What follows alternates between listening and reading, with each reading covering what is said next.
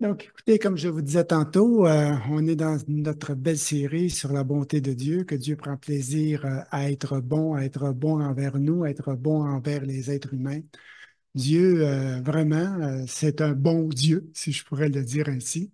C'est un Dieu qui prend vraiment plaisir. Donc, oui, nous avons appris, j'ai appris que Dieu prend plaisir à être bon, que Dieu prend plaisir à la bonté. Donc, nous avons fait nos devoirs, nous avons été voir dans les Écritures tout ce qui concerne tout, une partie de ce qui concerne la bonté de Dieu. Premièrement, nous avons vu dans les psaumes que l'Éternel Dieu est miséricordieux, compatissant, lent à la colère et riche en bonté. On a vu dans le psaume 103 que Dieu nous dit que Dieu n'est pas insensible à la fragilité humaine, mais il ne nous traite pas selon nos fautes, mais selon l'immensité de sa bonté. Ensuite, nous avons été voir dans le livre de Jonas, nous avons été voir la manifestation de la bonté de Dieu envers les Assyriens. Vous connaissez les Assyriens, il y a eu des grands empires dans l'Antiquité, les Assyriens, les Babyloniens, les Perses, ainsi de suite. Et les Assyriens, c'était vraiment un des pires, c'était vraiment un peuple cruel, cruel envers Israël aussi. Et Dieu a dû démontrer à Jonas qu'il était bon même envers ses ennemis. Et Dieu oui, a vraiment, il est revenu sur sa décision par rapport à la destruction qui était pour faire sur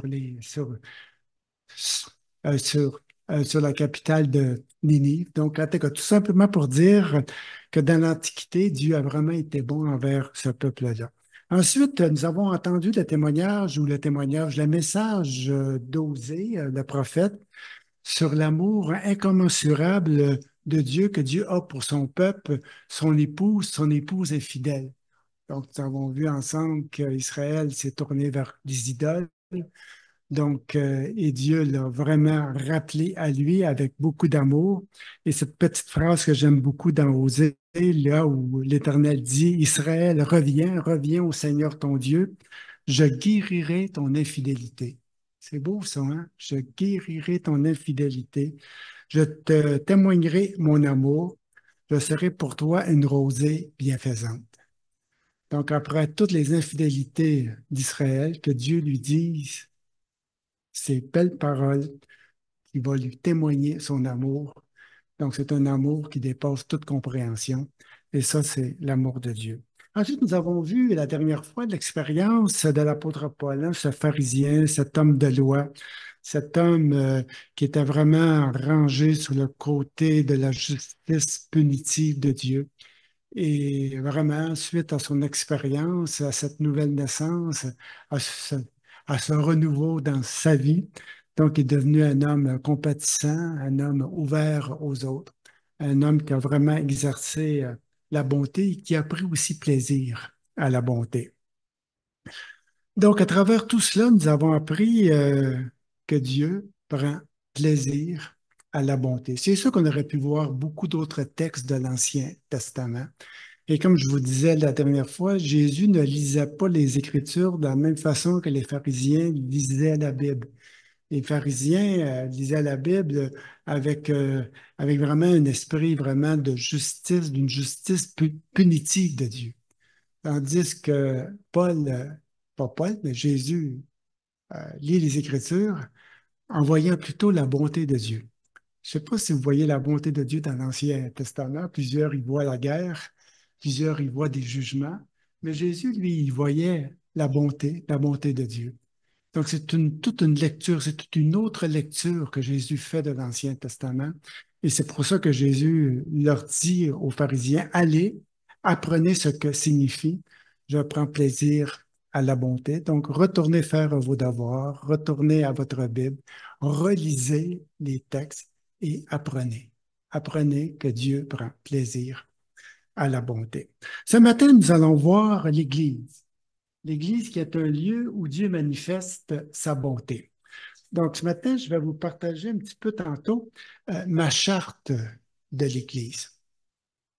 Il y a plusieurs années, Après avoir fait un burn-out, je me suis retrouvé à Vancouver et je passais par une crise existentielle en ce qui concerne la foi, en ce qui concerne le monde évangélique, en ce qui concerne l'Église comme telle. J'avais une déception profonde à l'intérieur de moi et je voulais vraiment m'éloigner de ce monde religieux qui m'avait accueilli, qui m'avait fait du bien, mais aussi que j'avais trouvé aussi pas facile à vivre. Et suite à ça, j'ai lu un livre, le livre de Jean Vanier sur la communauté, qui lui m'a réconcilié avec l'Église. Et c'est ça que je vais vous partager tantôt, comment que Dieu exerce sa bonté dans l'Église, dans la communauté des chrétiens. Mais juste avant, j'aimerais vous partager la petite histoire que vous connaissez bien, cette petite histoire que Jésus a contée un jour sur la bonté de Dieu. L'histoire du fils prodigue. Vous la connaissez très bien. En réalité, ce n'est pas l'histoire du fils prodigue, c'est l'histoire de la bonté de Dieu. Parce qu'en réalité, dans le texte, dans l'histoire, on parle beaucoup plus de la bonté de Dieu que du fils comme tel. Donc, c'est Dieu qui manifeste sa bonté, c'est le Père qui manifeste sa bonté envers son Fils, et c'est ça que l'auteur veut vraiment faire ressortir, et non les fautes du fils qui n'était pas gentil, hein. Donc, c'est une belle histoire que Jésus a contée. Donc, le fils, après avoir fait les pires bêtises de sa vie, après avoir tout dépensé l'héritage que son père lui avait donné, il revient à la maison sans trompette ni fanfare, la tête basse, brisé, humilié, espérant au moins recevoir le minimum de pitié de son père. Et comme il le dit lui-même, Père, j'ai péché contre toi et contre Dieu. Je ne suis plus digne d'être appelé ton fils. Traite-moi comme l'un de tes serviteurs. Donc, il s'attendait au pire après toutes ces bêtises. Mais on connaît la suite de l'histoire, l'amour du Père, la bonté du Père qui accueille son Fils. Comme Jésus l'a dit si bien, comme il était encore loin de la maison, son Père le vit et fut ému de compassion. Il courut à sa rencontre. Et ça, j'aime ça. Il n'a pas été clopin, pas trop sûr, qu'est-ce qu'il veut encore, il vient-tu encore me quêter de l'argent, je ne sais pas trop quoi. Son père fut ému de compassion. Il courut à sa rencontre. Il n'attend pas que son fils arrive à la maison tout piteux, dans un état pitoyable, lamentable, misérable, dans la honte, dans l'indignité, devant ses frères, devant ses sœurs, et surtout devant les serviteurs de son père. Il va au-devant de lui. Il sort. Il court à sa rencontre. Et arrivé près de lui, il se jette à son cou, il l'entoure de ses bras, il le serre fort contre lui, il l'embrasse. Une traduction dit longuement, une autre traduction dit tendrement. Donc, c'est la rencontre du Père avec le Fils, du Fils avec le Père. Et c'est vraiment l'amour d'un père, l'amour inconditionnel d'un père, on pourrait dire d'une mère aussi, qui accueille son enfant. C'est ses tripes, c'est ses entrailles, ça lui appartient, c'est à elle, c'est à lui. Donc, le père vraiment l'accueille à la grande surprise de son fils qui ne s'attendait pas à avoir un accueil semblable.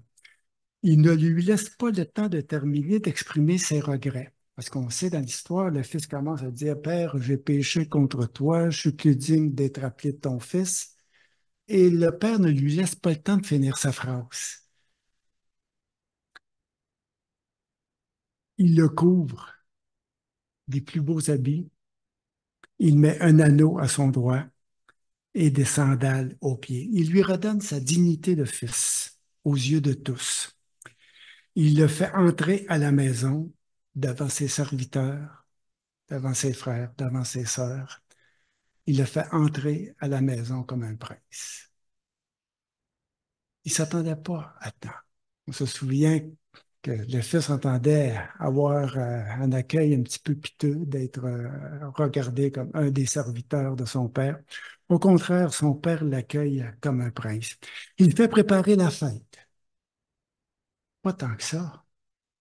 Il fait préparer la fête, un festin d'accueil pour son fils. Il demande à ses serviteurs d'amener le veau gras pour les grandes occasions et de le préparer. Et là, il va dire à la famille, frères, sœurs, serviteurs, tous ceux qui sont présents, mangeons. On pourrait dire mangeons et buvons, mangeons et réjouissons-nous. Car mon fils qui était mort est revenu à la vie, il était perdu et il est retrouvé. Et c'est écrit, et ils commencèrent à faire la fête. Quel accueil, quelle grâce, quelle bonté. C'est une belle histoire que Jésus compte, juste pour nous montrer un petit peu l'accueil du Père, la bonté du Père envers nous, envers les êtres humains qui reviennent vers lui. C'est ainsi que Dieu nous accueille dans le pardon et dans la fête. Dieu prend plaisir à la bonté. Il y a une autre petite histoire que Jésus a contée un petit peu dans le même sens. Vous la connaissez aussi, cette petite histoire. Jésus, c'est un conteur d'histoires, hein? On appelle ça des paraboles. Oui, tu sais, c'est des petites histoires qui comptent. Et c'est l'histoire des ouvriers de la dernière heure. Vous la connaissez, hein? Donc, le propriétaire qui a vraiment un champ, un vignoble, oui, il sort le matin pour aller louer des ouvriers. Donc, il se retrouve sur la place publique, il rencontre des hommes, il rencontre des gens, il fait une entente avec eux, un denier par jour, le salaire d'une journée complète. On va dire aujourd'hui, bon, il s'arrange pour 100 pièces par jour. Donc, les gars disent, OK, on va travailler chez toi. La journée passe. Vers midi, l'ouvrage n'avance pas trop trop. Il y a encore beaucoup d'ouvrages à faire. Le propriétaire ressort sur la place publique. Il voit encore d'autres hommes qui sont là en attente. Il leur dit, vous cherchez un job, venez chez moi, je vais vous payer en conséquence. Et ils viennent chez lui. Vers l'heure du souper, vers 5 heures, alors que les ouvriers doivent quitter vers 6 heures, il reste encore des tonneaux à rentrer, il reste encore de la marchandise, il reste encore un peu, il reste encore des outils à ranger. Donc, le propriétaire sort dehors, puis il en aperçoit encore quelques-uns. Il dit, venez travailler à ma vigne jusqu'à 6 heures, de 5 à 6, hein? Pas trop pire. Et le soir arrive, oui, où le propriétaire doit payer ses ouvriers. Il commence par ceux qui sont arrivés les derniers. Ceux qui sont arrivés à 5 heures, 100 pièces chacun. Ils sont vraiment surpris. Mais ce n'est pas eux qui sont les plus surpris. Là, ce qui arrive au deuxième groupe, il leur donne aussi 100 pièces. Et quand ils arrivent au troisième, ceux qui ont travaillé toute la journée, il leur donne aussi 100 pièces. Il dit, il y a quelque chose qui ne marche pas. Voyons donc, on a travaillé toute la journée, tu nous donnes 100 pièces, puis eux qui ont travaillé juste une heure, tu leur donnes 100 pièces. Il y a quelque chose qui ne marche pas. Je dis, qu'est-ce qui ne marche pas? Quand on s'est rencontrés ce matin, hein, on a fait une entente parce qu'on était d'accord pour 100 pièces par jour. Et on dit oui, ben, là, votre 100 pièces, on est qui? Qu'est-ce que vous avez à des choses, qu'est-ce que vous avez à dire contre le fait que je sois bon envers certaines personnes, envers ceux qui sont venus à la dernière heure? Donc, il devait vraiment apprendre. Jésus a conté cette petite histoire pour dire que Dieu prend plaisir à être généreux, que Dieu prend plaisir à la générosité. Euh, c'est sûr qu'ils ont critiqué les autres. Un petit peu comme le frère du fils prodigue qui n'était pas content que son père il fasse un festin, ainsi de suite. Il était un petit peu jaloux sur les bords, ainsi de suite. Ça vous est jamais arrivé qu'il y ait des gens qui critiquent un petit peu votre générosité? Vous faites du bien, vous êtes bon. Les gens, certaines personnes vont dire, ben, pourquoi? Qu'est-ce que ça donne? Pourquoi tant? Ils ne méritent pas ça. Hein? Oh, ça arrive qu'on se fait critiquer. Durant mon ministère, je me suis fait quelques fois, je ne vais pas dire souvent, mais je vais dire quelques fois, il ne faut pas exagérer non plus. Je me suis fait quelques fois critiquer à cause que je parlais trop de la bonté de Dieu. On aurait aimé qu'on parle plutôt de la sévérité de Dieu, de la sainteté de Dieu, de la justice de Dieu. Oui, sûrement, la justice, la sainteté, elle a quand même sa place, mais la bonté de Dieu surpasse toute intelligence. L'amour de Dieu est au-dessus de tout. Et c'est ça que Jésus essaye de faire passer comme message aux pharisiens qui, eux, étaient préoccupés par la justice, par la règle, par la loi, par la sainteté, par la pureté. Et Jésus leur dit, allez et apprenez. Allez refaire vos devoirs et voyez comment que Dieu est bon. Apprenez à prendre plaisir à la bonté. Ce matin, j'aimerais insister sur un verset.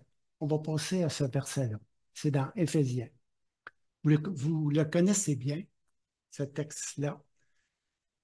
Éphésiens 2, verset 10, c'est le petit texte qui dit, nous sommes l'œuvre de Dieu, ayant été créés en Jésus-Christ pour de bonnes œuvres, préparées ou prévues d'avance, afin que nous les accomplissions. On connaît bien ce petit texte-là et parfois on l'applique à nos vies personnelles, que Dieu a un plan pour ma vie, que Dieu a déjà choisi d'avance mon conjoint, que Dieu a déjà choisi d'avance l'emploi que je devais faire, que Jésus a choisi d'avance la ville là où je devais rester, que Dieu a choisi d'avance l'église que je devais fréquenter, que Dieu vraiment a tout préparé d'avance et que je dois faire en sorte de découvrir de peine et de misère ce fameux plan que Dieu a pour moi. C'est la façon parfois qu'on aborde ce texte-là. D'ailleurs, on s'en sert souvent pour dire que Dieu a un plan personnel pour nos vies. Pourtant, le texte n'a rien à voir avec ça et vous allez voir pourquoi. Je vais remettre le texte dans son contexte. OK? J'aurais pu l'écrire, mais le texte commence au début du chapitre 2, verset 1, 2, 3, 4, 5, 6, 7. Là, on est rendu au verset 10. Il s'est passé de quoi avant? Il y a des choses qui ont été dites avant. Et ces choses-là sont vraiment importantes et vous les connaissez. C'est l'apôtre Paul qui, dans sa lettre, écrit, écrit aux chrétiens d'Éphèse. Il écrit, nous étions spirituellement morts à cause de nos fautes. Nous vivions selon les désirs de notre propre nature. Nous faisions ce que voulait notre corps et notre esprit. Nous étions destinés à subir le jugement comme les autres. En réalité, l'apôtre Paul est en train de dire que nous étions comme le fils prodigue. Nous avons fait des bêtises. On ne méritait rien. On méritait la mort, le jugement. On ne méritait pas plus que cela. Mais comme le Père, dans l'histoire du fils prodigue, mais la compassion de Dieu est immense. Son amour pour nous est tel que, lorsque nous étions spirituellement morts à cause de nos fautes, il nous a fait revivre avec le Christ. Il nous a ramenés à la vie avec lui. Il nous a fait asseoir avec lui dans les lieux célestes en Jésus-Christ, afin de montrer dans tous les siècles à venir l'infinie grandeur de sa richesse, de sa grâce, afin de montrer au monde que Dieu prend plaisir à la bonté.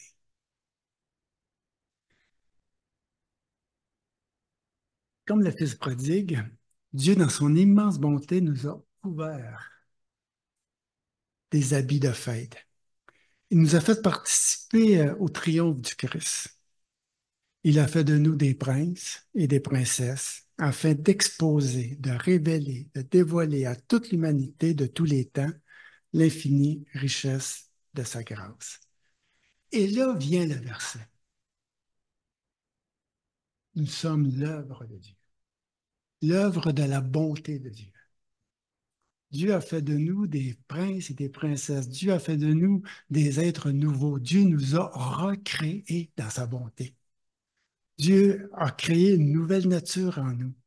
Dieu nous a complètement renouvelés dans sa bonté. Nous sommes son œuvre. Nous sommes, nous sommes son ouvrage, comme c'est écrit dans la version second. Euh, Dieu vraiment a manifesté sa bonté envers nous. Euh, oui, ce que nous sommes, c'est grâce à lui. Nous sommes l'œuvre de ses mains, l'œuvre de Dieu, l'œuvre de sa grâce. Ayant été créé, on pourrait même dire, parce que l'apôtre Paul n'emploie beaucoup le verbe, ou il emploie beaucoup ce terme créé en Jésus-Christ pour parler de cette nouvelle création, pour parler de cette nouveauté, de ce renouveau, de cet homme nouveau que Dieu a créé à l'intérieur de nous. Nous sommes créés en Jésus-Christ, en lui, pour de bonnes œuvres. Enfin, prévus d'avance, afin que nous les accomplissions. Quelles sont ces bonnes œuvres que Dieu a prévues d'avance? En réalité, c'est à l'Église qui parle. C'est à l'Église, c'est l'œuvre de Dieu. Nous sommes l'œuvre de Dieu. L'Église est l'œuvre de Dieu. L'Église a été créée en Jésus-Christ pour de bonnes œuvres, afin que l'Église pratique cette bonté, cette générosité, cette compassion de Dieu.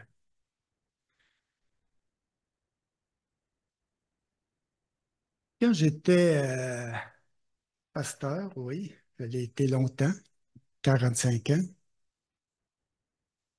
lorsqu'on avait des rassemblements de pasteurs, on faisait un compte-rendu de nos églises, une sorte de témoignage. On commençait avec ça.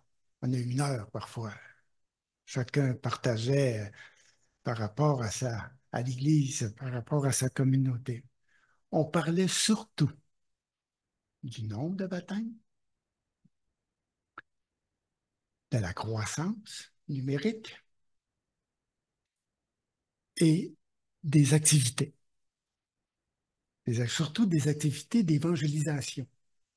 Qu'est-ce que tu fais? Hein? Comment tu fais ça? On était vraiment dans le faire. On était vraiment, on n'était pas dans l'être, on n'était pas dans le bien-être de l'Église. On était dans une sorte d'idée de croissance à tout prix et les activités étaient en rapport avec cette croissance-là. C'est pour ça qu'à un moment donné, je pense que je me suis écœuré de l'Église. J'emploie le mot écœuré parce que c'était vraiment le cas. C'est plate à dire, mais aujourd'hui, je peux te dire ce que j'ai jamais osé dire avant. Je me suis vraiment écœuré de l'Église parce que l'Église était rendue une business, une affaire de croissance. Et même pour avoir de l'argent, il fallait démontrer une croissance. Pas de croissance, pas d'argent. C'est quelque chose. Et je me suis dit, l'Église est sûrement autre chose que ça. L'Église, c'est sûrement autre chose que cela. Et c'est suite à la lecture du texte du livre de Jean Vanier sur la communauté que j'ai redécouvert l'essence de l'Église, l'être, ce que l'Église doit être et non faire. Et ça, c'est pour ça que je suis revenu comme pasteur, avec l'idée pas de faire des choses, mais plutôt de créer un être, un bien-être parmi les frères et les sœurs.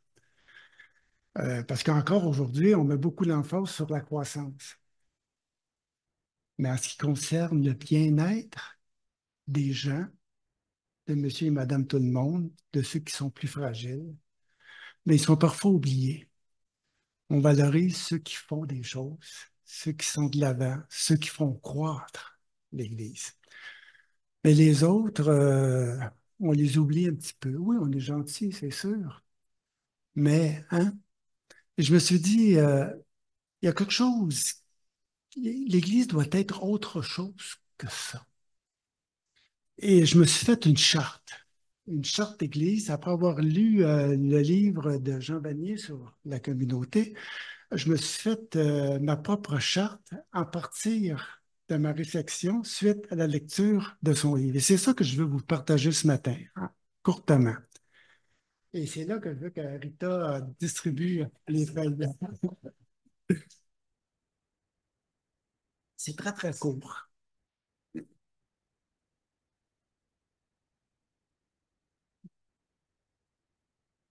Et c'est avec cette charte-là que j'ai travaillé pendant mes 30 dernières années. Dans ma tête, dans mon cœur, c'était ça. Peut-être les gens n'étaient pas toujours au courant, mais c'était ça ma motivation. C'était ça qui m'habitait à l'intérieur de moi. Ça n'a pas toujours été facile parce que les jeunes ne sont pas toujours à la hauteur de ce que l'Église doit être. On regarde plutôt à la croissance. Et en tant que pasteur, un pasteur, c'est celui qui prend soin, hein. C'est celui qui soigne celles qui sont blessées, celles qui ont de la difficulté. Donc, c'est pour ça que je me suis fait une charte semblable. Donc, écoutez, vous avez tous la feuille. Je vais tout simplement lire un petit peu en faisant peut-être quelques petits commentaires ici et là. Donc, la raison d'être de l'Église, c'est de prendre plaisir à la bonté. Hein? Ça, c'est la raison d'être de l'Église. C'est de prendre plaisir à la bonté. Est-ce que l'Église prend toujours plaisir à la bonté? Est-ce que l'Église prend toujours plaisir à être gentille et bonne envers tous et chacun? Oui, probablement. Jusqu'où? Question. Donc, la raison d'être de l'Église, c'est de prendre plaisir à la bonté afin d'être un lieu. Parce que l'Église, en réalité, doit être un lieu, un endroit, doit être un lieu de vie. Donc, un lieu d'accueil. L'Église doit être un lieu d'accueil où chacun est le bienvenu, qu'importe son histoire, son vécu, à l'exemple du Père qui accueille son Fils avec amour, avec joie. Donc, l'Église doit être premièrement un lieu d'accueil pour tous et chacun, qu'importe d'où ils viennent, qui ils sont, peu importe leurs fautes, peu importe leurs péchés, et c'est pas toujours évident. L'Église doit être un lieu d'appartenance, un lieu où chacun peut trouver sa terre, son identité, sa raison d'être et de vivre, et par le fait même s'enrichir d'une histoire et d'une expérience communautaire qui nous fait grandir ensemble. Donc, c'est un lieu d'appartenance. On s'appartient les uns les autres. On s'accueille les uns les autres et on s'appartient les uns les autres. L'Église aussi doit être un lieu d'ouverture, pas un lieu refermé sur lui-même, mais un lieu ouvert sur la réalité de la souffrance humaine et en même temps sur l'action bienfaisante de Dieu. Un lieu où Dieu peut agir librement dans le cœur de chacun selon ses besoins. On voudrait que Dieu agisse comme nous, on le désire. Hein? Chacun a son petit projet pour un tel et pour l'autre. Mais souvent, Dieu a un autre projet. Dieu voit autre chose. Et c'est de laisser cette liberté, cette ouverture à Dieu d'agir dans le cœur de chacun comme lui le désire, comme lui le veut. L'Église doit être un lieu d'amour mutuel, là où on peut apprendre à aimer les personnes telles qu'elles sont. Et j'aime beaucoup le verbe apprendre, parce que il faut vraiment apprendre. Apprendre à aimer les personnes telles qu'elles sont et de telle façon qu'elles grandissent selon le plan de Dieu et deviennent à leur tour source de vie. L'Église doit être un lieu de guérison et de croissance, où chacun peut être accueilli avec ses blessures, là où on peut guérir à son rythme et s'épanouir. Je me souviens, à un moment donné, il y avait un des pasteurs qui voyait l'Église comme étant une armée, où les membres sont comme des soldats. Et chacun doit être en guerre. Chacun doit vraiment être hein, des super-héros Et la pasteur insistait beaucoup sur ce modèle d'église, hein. On doit tous être engagés, on doit tous servir, on doit tous être sur le champ de bataille, on doit tous ensemble. Et vous savez que ce qui est arrivé avec cette église? Tension, division. Et le pasteur est parti avec son armée, qui a duré quelques années, et son église a fermé. L'église, c'est un lieu de vie avant toute chose. Un lieu où chacun peut guérir, un lieu de guérison, où chacun peut guérir à son rythme, hein? À son rythme. Ça, j'aime ça. Vous le savez, ceux qui ont des fragilités, de toutes sortes, des fragilités psychologiques souvent, des fragilités spirituelles, c'est long, une guérison. Et les gens parfois sont impatients, impatients. Et une guérison peut prendre le temps que ça prend. Après mon burn-out, ça m'a pris environ 3 ans pour me rétablir. Et j'ai laissé à Dieu le temps de me guérir à son rythme. Parce que le malheur, souvent, c'est de sauter des étapes. Et quand tu sautes des étapes, ça ne t'aide pas vraiment. Tu sautes, là, tu sautes des étapes et tu te retrouves parfois pire, là, pire qu'avant, parce que tu as manqué certaines étapes. Donc, euh, oui, l'Église doit être un lieu où chacun peut guérir à son rythme et s'épanouir aussi à travers tout cela. L'Église est un lieu de pardon et de fête, un petit peu comme le fils prodigue qui revient à la maison pour être fêté. L'Église est un lieu de pardon et de fête là où nous apprenons à pardonner dans le but de perpétuer la fête au sein de la communauté. Il n'y a pas de fête sans pardon. Puis il n'y a pas de pardon sans fête. Le pardon se fait dans la fête. L'Église est un lieu de fête. On devrait voir l'Église comme étant vraiment un endroit où est-ce qu'il fait bon vivre, où est-ce qu'il y a de la joie, où est-ce qu'il y a du plaisir, là où il y a la fête. Et c'est ce que le fils prodigue a vécu en revenant chez son père, alors que son père l'accueille avec une grande bonté. Le Fils se retrouve dans la joie et dans la fête.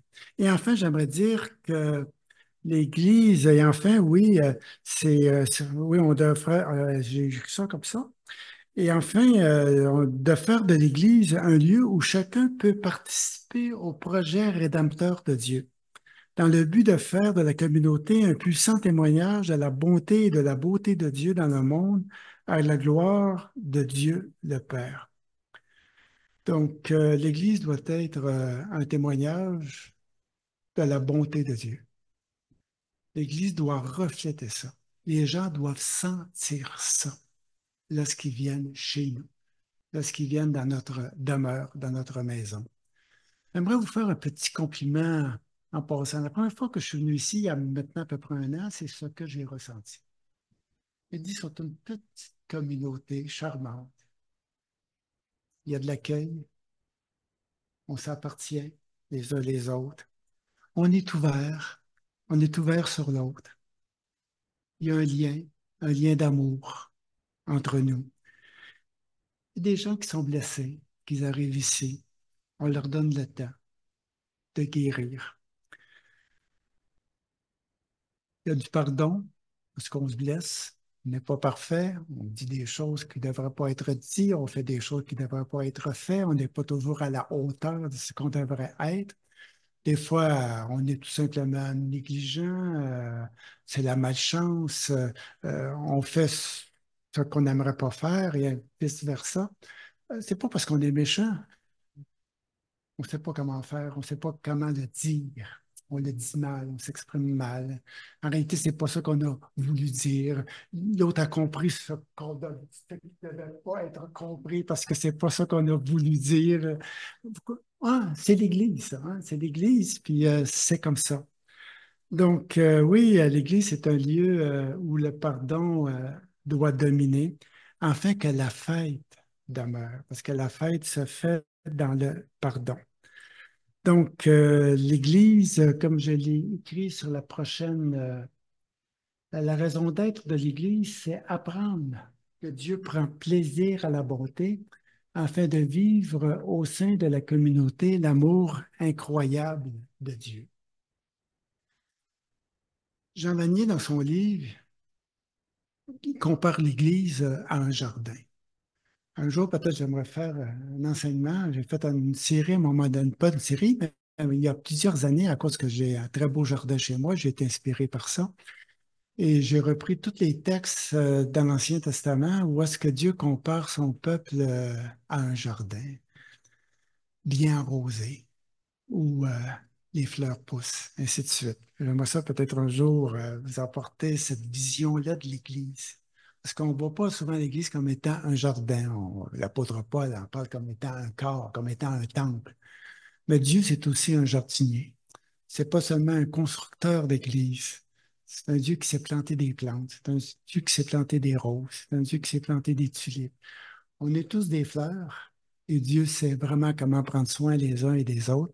Et Jean Vanier, dans son livre, compare l'Église à un jardin. Il dit qu'une communauté, c'est comme un jardin rempli d'une multitude de fleurs, d'arbustes et d'arbres. Chacun aide l'autre à vivre.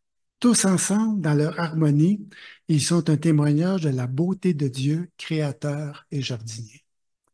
Et c'est ce que l'Église doit être et c'est ce que l'Église est. Chacun aide l'un et l'autre à vivre. Vous savez, ceux qui sont dans un jardin chez nous, moi j'ai un jardin chez nous, je ne sais pas combien de plantes que j'ai, je ne sais pas combien de fleurs que j'ai. Et les plantes, ils s'entraînent, hein? Ils ont besoin les unes des autres. Ils se soutiennent les unes les autres. Lorsqu'il y a une tempête devant, si tu n'as pas la bonne tente à côté pour fortifier celle qui est fragile, elle va briser, elle va tomber.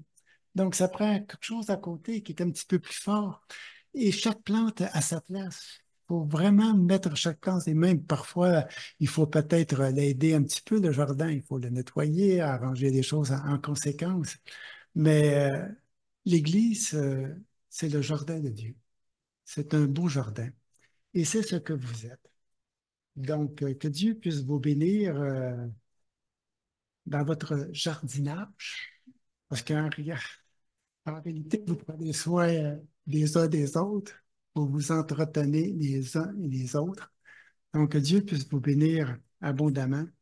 Et ça va terminer la série que j'ai prévue pour vous.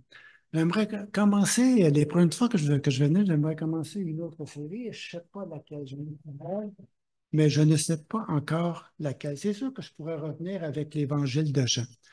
Depuis 4 ans, je me suis vraiment trempé dans les écrits joanniques, l'Évangile, les lettres de Jean, ainsi de suite. Donc, je pourrais vraiment en parler et apporter des choses. Il y a l'histoire de la guérison du paralytique. Après avoir fait l'histoire de la guérison de l'aveugle-né, il y a aussi la guérison du paralytique qui est très, très intéressante. Ou tout simplement, je pourrais vous faire une série sur la prière. Euh, on en a parlé tantôt. Euh, je me suis arrêté surtout durant la pandémie. Je me suis vraiment arrêté sur cette notion de la prière et je me suis posé certaines questions. C'est quoi la prière pour Jésus? C'est quoi prier selon Jésus? Donc, il y a un enseignement que Jésus donne en ce qui concerne quoi dire, comment le dire, à quoi s'attendre.